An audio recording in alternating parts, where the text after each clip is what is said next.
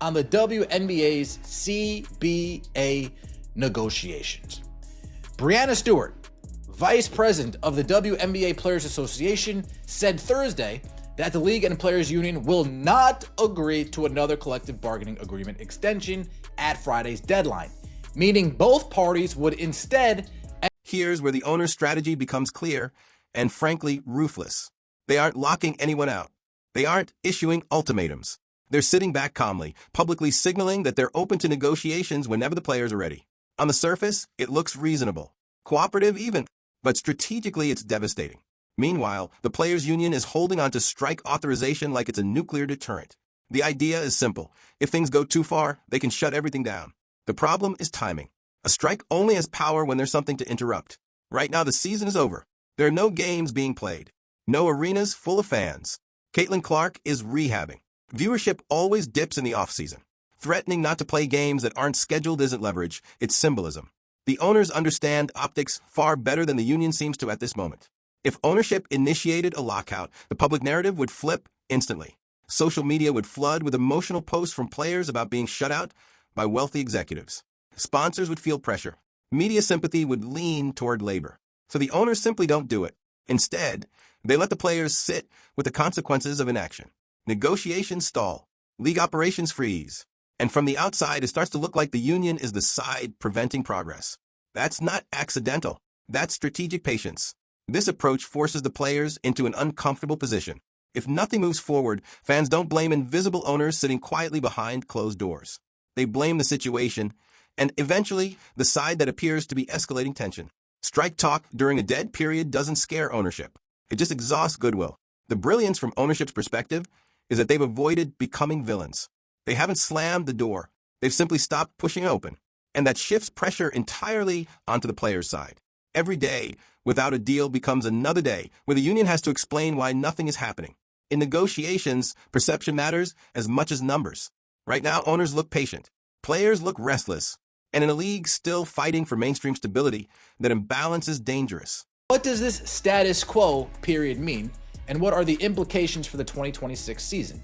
ESPN examines both, plus what Stewart and other players are saying about the negotiations in Miami, where 50-plus WNBA players are competing in the second season of Unrivaled. What does status quo mean? Let's get into it. For one, not a work stoppage, at least not yet. Under the status quo, the working conditions of the current CBA would be maintained, and the league and union. Now let's get into the numbers, because this is where emotion collides with reality.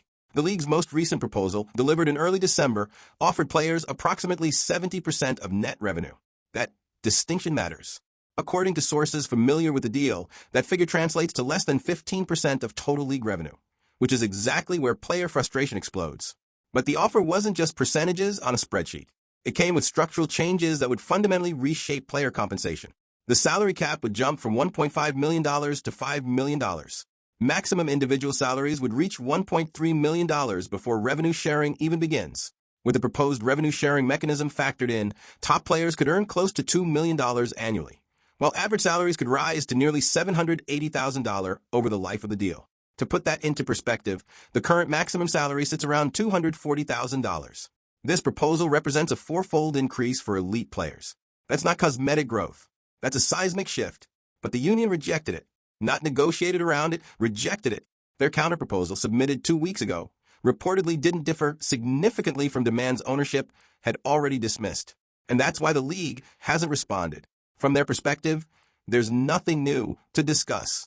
This is the core disconnect. Players see percentages and feel undervalued. Owners see exponential salary growth and feel the ask has crossed into unsustainable territory. Both sides believe the other is ignoring reality. The danger is that while the numbers look massive in isolation, context matters. Revenue sharing only works if revenue exists at scale and stability. Ownership argues that committing to these structures without long-term financial certainty risks putting the entire league underwater. At this point, it's not about whether players deserve more. Everyone agrees they do. The fight is over how fast the league can move without collapsing under its own promises. Again, that the league has not been contemplating a lockout, but a strike has been considered for the players. So the league not contemplating a lockout shows their good faith.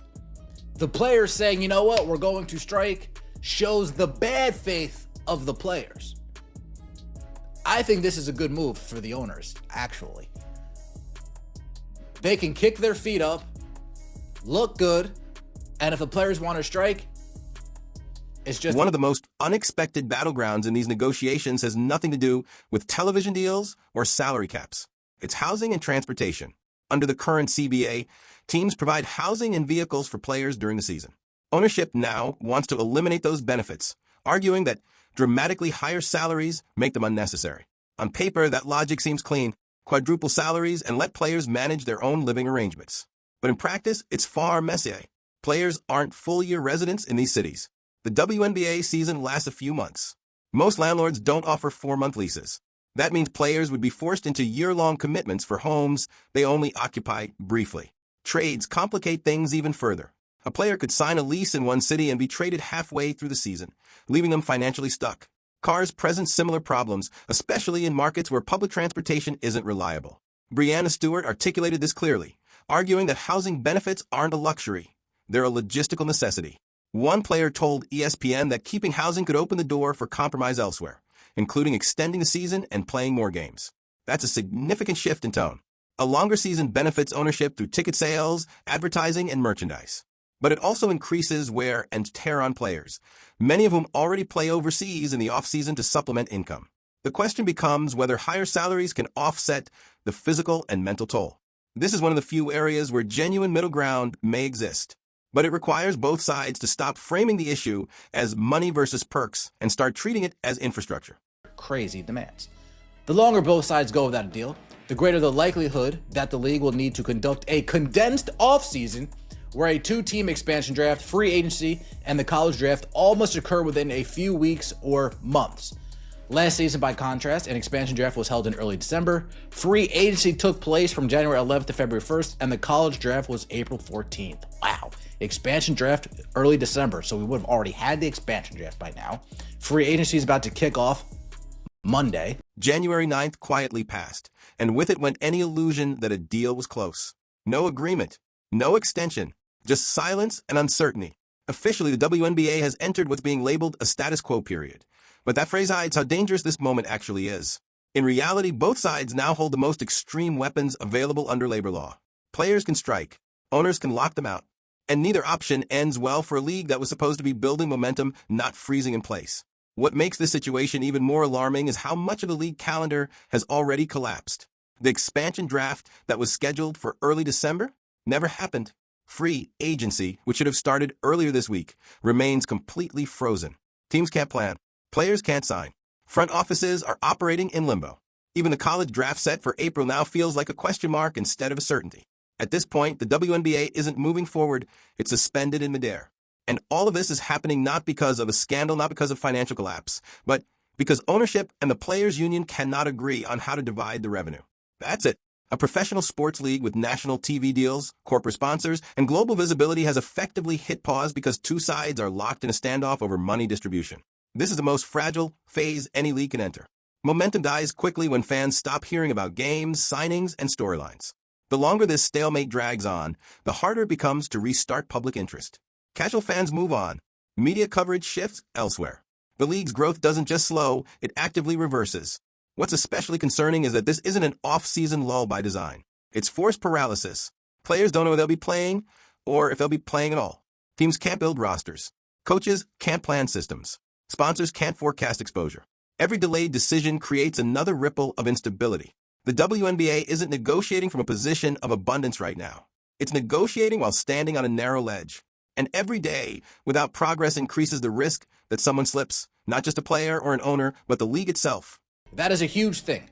They can't get rid of that, a player told ESPN. But if they say, okay, but then we're going to extend the season, you need to play more games, and it's going to take more months of the year, I would be okay with that as an example. Interesting. Not sure we've heard that yet. Interesting. I wish I would know who they can put that name to. Paige Beckers added, think about that. Their gripe is 4 months. Okay, let's say we extend the season to 6 months plus postseason. We have a 7-month season, give or take. Then you'll be